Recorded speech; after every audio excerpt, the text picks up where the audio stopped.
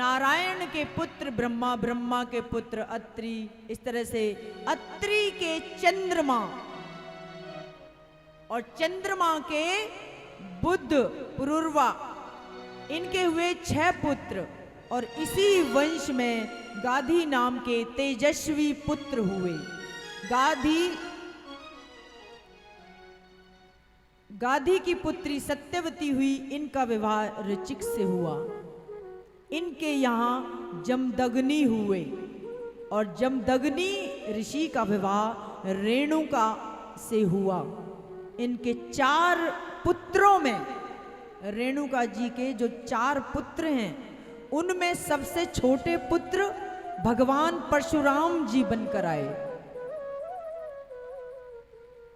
जो परम आज्ञाकारी पुत्र हुए।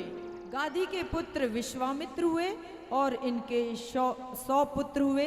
इसी वंश में नहुस महाराज के 6 पुत्र हुए, यति, ययाति, संयाति, आयति, वियति और कृति।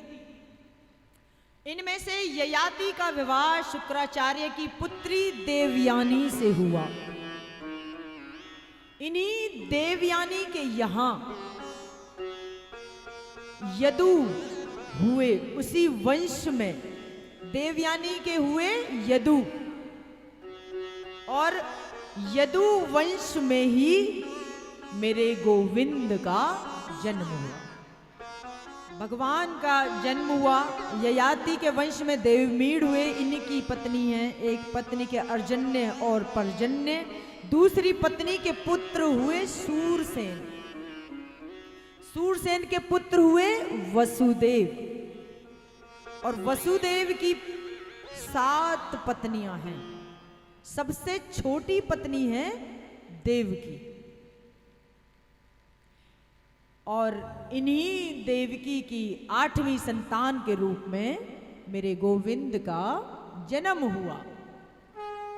मथुरा गए, वृंदावन लीला की, कंस आदि दुष्टों को मारा, संहार किया उनका, और द्वारिका में विवाह हुआ।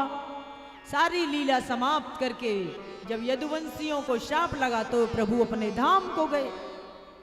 ये कथा कौन सुना रहा है? श्री सुखदेव जी महाराज परीक्षित जी को सुना रहे हैं।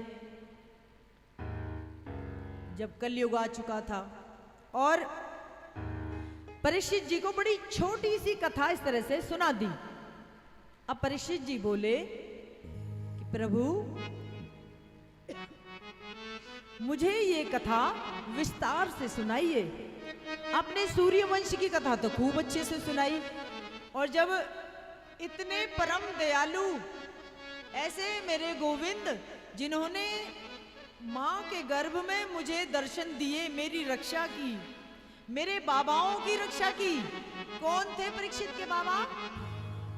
कौन थे बताइए? अरे मिट्टी के माधो, कुछ तो बता दो। परीक्षित के बाबा पांडव थे। मैया थोड़ा तो ध्यान रखो ना, यहां से सुनो, अट्ठे से सुनो, अट्ठे निकाल दो तो कैसे हुई? परीक्षित जी पांडवों के पौत्र हैं, कुंती मैया के पौत्र हैं, उत्तरा के पुत्र हैं, सपुत्र। उत्तरा और अभिमन्यु के। उत्तरा को जब गर्भ में गोविंद चले गए अंगुष्ठ मात्र बनके, और परीक्षित की रक्षा की थी गर्भ में जाकर। याद आया? कहीं कुन्नी घर जाकर चाय पी में, यहां पे रोज